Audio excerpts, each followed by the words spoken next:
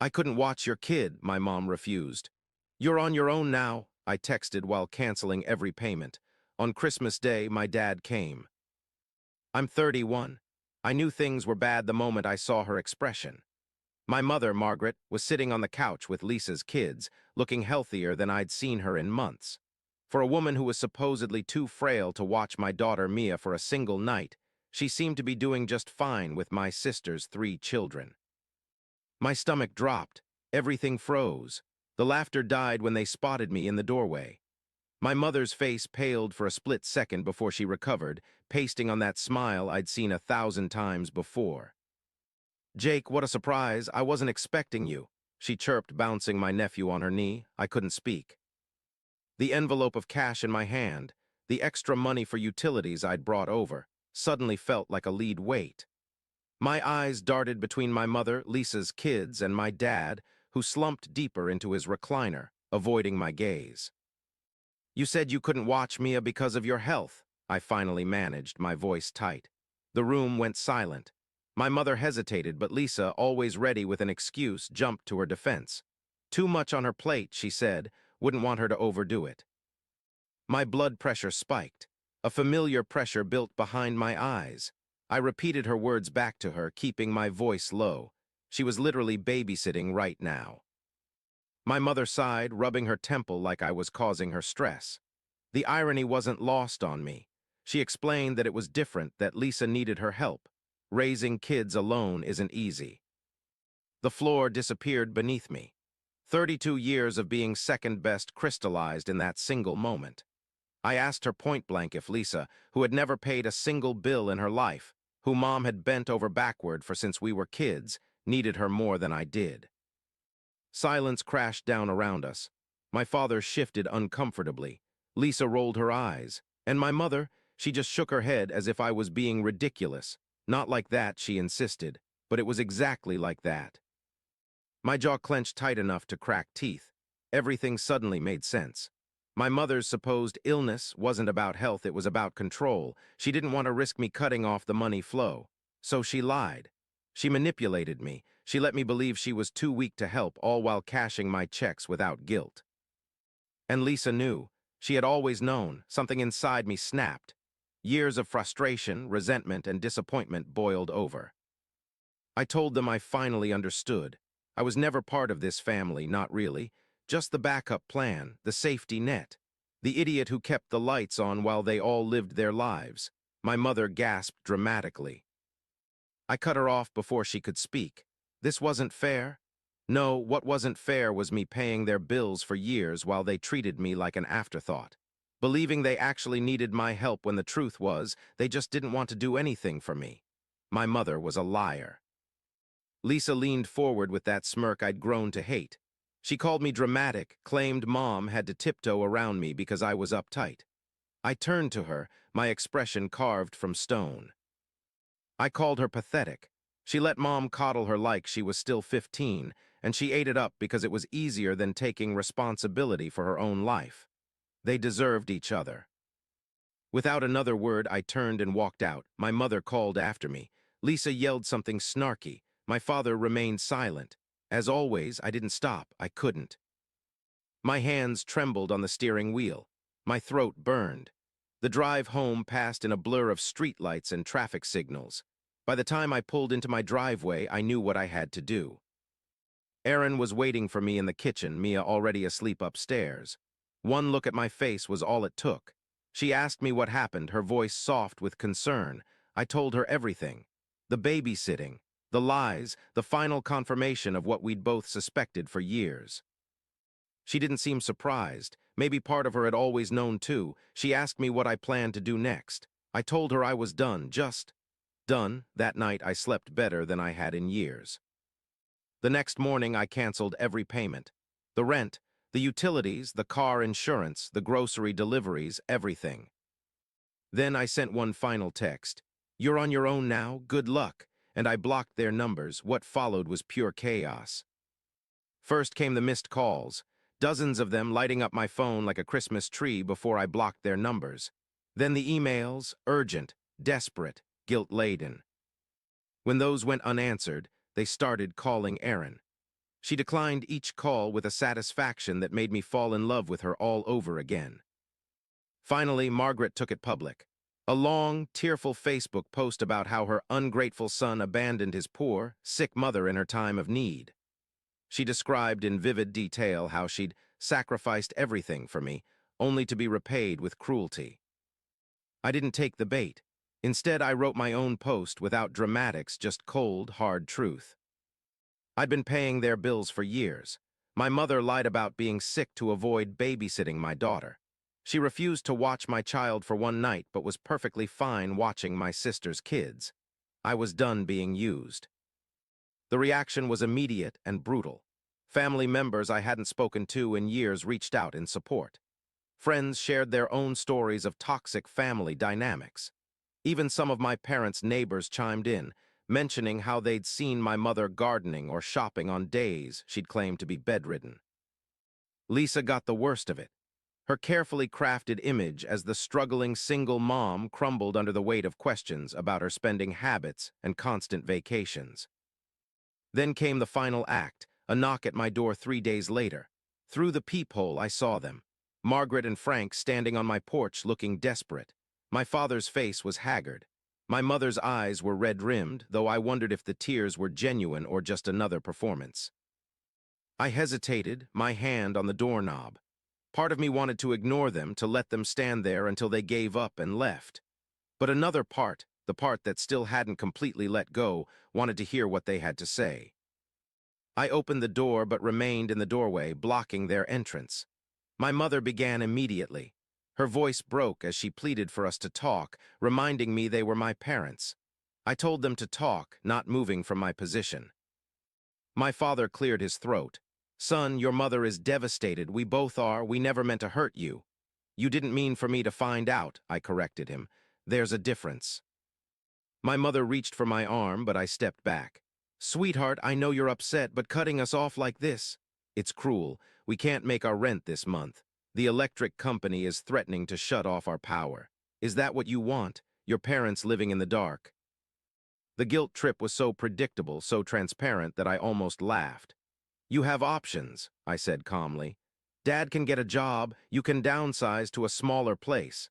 Lisa can finally start contributing, or you can keep playing these games and see where that gets you." My mother's expression hardened. "After everything we've done for you, this is how you repay us, by throwing us out on the street. What exactly have you done for me, Mom?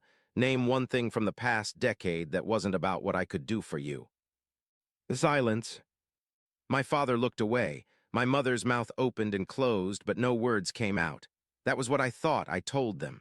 They had made their choice. Now they could live with it. I shut the door. For the first time in my life, I was truly free. No more guilt, no more manipulation, no more chasing love that was never really there, and it felt damn good.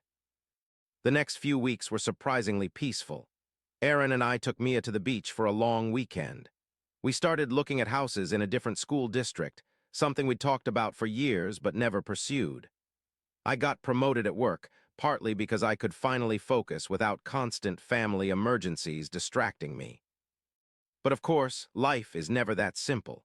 The gossip reached me through well-meaning coworkers and distant relatives. My parents were spreading rumors that I'd had some kind of mental breakdown. Lisa was telling anyone who would listen that I'd always been unstable and money-obsessed. My aunt called me one evening. She skipped the pleasantries, telling me immediately that they were saying I'd lost it. Margaret was telling everyone I was having some kind of midlife crisis. I sighed, leaning back in my office chair. I asked her if she was surprised. Not even a little, she admitted. She knew my mother. She couldn't stand losing control. My aunt had always seen through my mother's manipulations. It was why they barely spoke anymore. I asked her how bad it was. Bad enough, she told me. They were apparently being evicted next month. Frank tried to get his old job back at the hardware store, but they weren't hearing. Lisa had been asking everyone for loans, but people were starting to connect the dots. A twinge of something, not quite guilt but close, passed through me. I told her it wasn't my problem anymore, but my voice lacked conviction. My aunt was quiet for a moment. She agreed it wasn't and acknowledged I'd done more than enough. She just thought I should know what was being said. After we hung up, I sat in silence, watching the sunset through my office window. Was I a bad son? A cruel person? The doubts crept in like shadows. Erin found me there an hour later, still staring into the distance. She asked if I was okay, perching on the edge of my desk. I admitted I didn't know. Part of me felt free, but another part felt guilty. She took my hand, her expression serious. She reminded me that I'd supported them for years. I'd given them more chances than they deserved. All they had to do was be honest with me, treat me with the same respect they gave Lisa. They couldn't even do that. She was right. I knew she was right. I confessed my worry about what would happen when they really needed help, when they were elderly and genuinely couldn't take care of themselves. Erin squeezed my hand.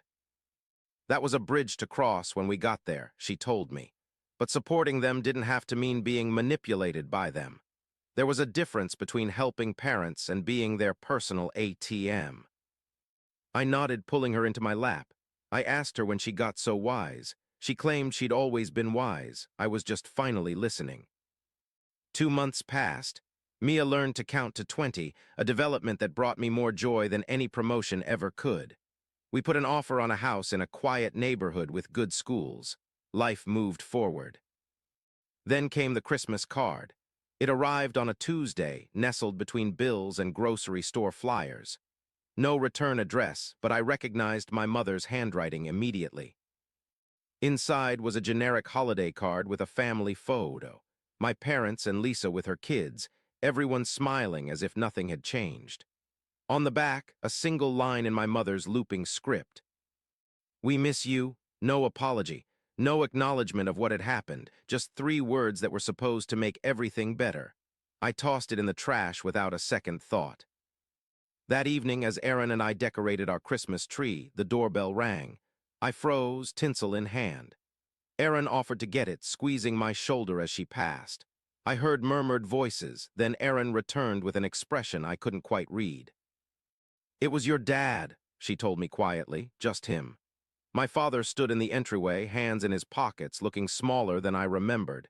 His hair had gone completely gray since I'd last seen him. Deep lines etched his face. We exchanged terse greetings. I asked him what he was doing here. He glanced at Erin, then back to me. He asked if we could talk just for a few minutes. Erin gave me a look that said it was my call. I nodded, and she took Mia upstairs for her bath, leaving us alone. I gestured toward the living room, and we sat on opposite ends of the couch, the partially decorated Christmas tree blinking between us. "Your mother doesn't know I'm here," he began, staring at his hands. "She'd be furious if she found out. That got my attention. So why are you?"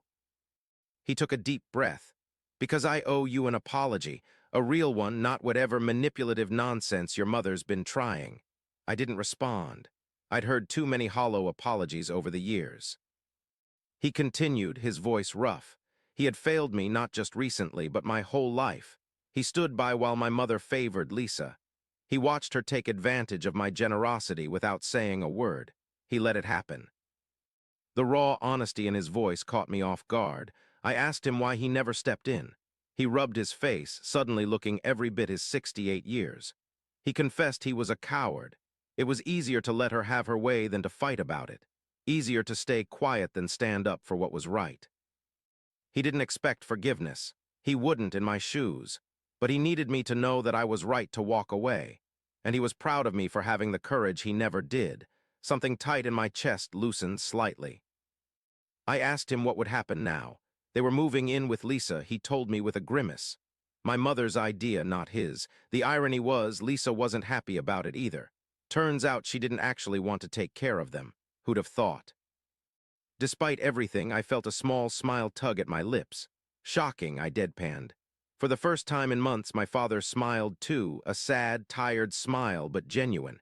He said he should go. My mother would be wondering where he was. I walked him to the door, uncertain what to say. He paused on the threshold, turning back. "Merry Christmas, son. That's a beautiful little girl you've got. You're a better father than I ever was." Before I could respond, he was gone, trudging through the light snow back to his car. I closed the door, leaning against it, oddly shaken. I hadn't expected him to acknowledge his failures, let alone apologize for them. It didn't erase the past, but it was something. Erin found me still standing there minutes later. She asked if I was okay. Yeah, I said, surprising myself by meaning it. I think I am. That night, as we finished decorating the tree, I thought about family, not the one I was born into, but the one I'd chosen. Erin, who loved me without conditions. Mia, who looked at me like I hung the moon. Even my friends and coworkers who'd stood by me through everything.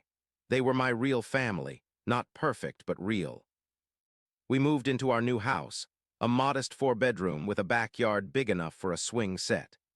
Mia turned 3, celebrating with a dinosaur-themed party that left our kitchen covered in green frosting for days. I heard from my father occasionally, brief, awkward phone calls that neither of us quite knew how to navigate.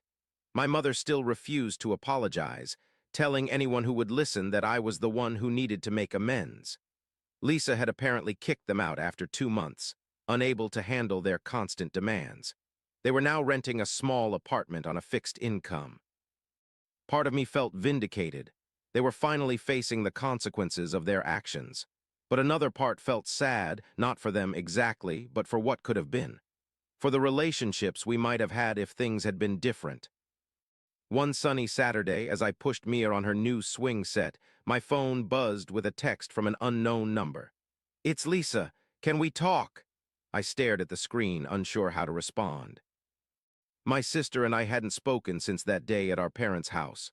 What could she possibly have to say now? Curiosity won out. "When and where?" I replied. We met at a coffee shop the following Monday during my lunch break. Lisa was already there when I arrived, looking different than I remembered. Less polished, more real. She thanked me for coming. I asked her directly what she wanted. She wrapped her hands around her coffee mug, avoiding my eyes. She owed me an apology, she finally admitted. She'd been awful to me. I raised an eyebrow, waiting. She explained how she thought it would be fine when our parents moved in with her. She figured they'd help with the kids, maybe pitch in with bills, but they just expected everything. Mom complained about her cooking, her parenting, her housekeeping. Dad sat around watching TV all day. "Sounds familiar," I remarked dryly. She nodded, looking chagrined. For the first time, she understood what I'd been dealing with. It was exhausting. After 2 months, she couldn't take it anymore. I noted that she'd kicked them out. She had to, she insisted. They were driving her crazy. I leaned back, studying my sister's face. There was something different in her expression, a humility I'd never seen before. I asked her why she was telling me this. She sighed, meeting my eyes properly. She admitted I was right about everything. Mom did favor her. She did take advantage. She let me carry the burden alone because it was easier than admitting how messed up everything was. And she was sorry, truly. I wasn't sure what I'd expected from this meeting, but it wasn't this. Lisa had never apologized to me, not once in 32 years. I told her I appreciated that, but one apology didn't erase decades of behavior. She quickly agreed. She wasn't asking for forgiveness. She just needed me to know that she saw it now, what they did to me, what she did. She was trying to be better for her kids. Something in her words struck a chord. For my kids. Despite everything, Lisa was a mother trying to break the cycle. I asked if she was still in touch with them. "Sometimes," she said. Mom was still mom, she'd never change, but Lisa was setting boundaries now. No more endless babysitting, no more loans, no more guilt trips. I nodded, understanding exactly what she meant. I asked about her kids, surprising myself with the question. Lisa smiled, some of her tension visibly easing. They were good, she told me, busy. Jack had started kindergarten. Emma was obsessed with soccer. They sometimes asked about their cousin, Mia. An awkward silence fell between us. 32 years of complicated history couldn't be resolved in a single coffee meeting. I finally told her that I couldn't promise we'd ever be close. There was too much water under that bridge, but maybe we could start over, as adults, without all the baggage. Lisa nodded, eyes suspiciously bright. She'd like that, she said softly. We talked for another 20 minutes, careful, neutral topics.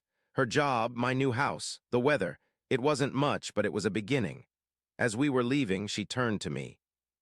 She thanked me again for meeting her, and for standing up to them. If I hadn't, she wasn't sure she ever would have seen the truth. I nodded, not quite ready to say, "You're welcome," but acknowledging her words. Walking back to my office, I felt lighter somehow. Not because everything was fixed, it wasn't, and might never be, but because I'd finally broken free of the patterns that had defined my life for so long. I wasn't the family ATM anymore. I wasn't the forgotten son, the reliable one who never got the recognition he deserved. I was just Jake, husband, father, and man, finally living on his own terms. That night, as I tucked Mia into bed, she looked up at me with her mother's eyes. "Daddy," she said sleepily, "are you happy?" I kissed her forehead, breathing in the sweet scent of her shampoo. "Yes, sweetheart," I said. "I'm very happy," and for the first time in as long as I could remember, it was completely true.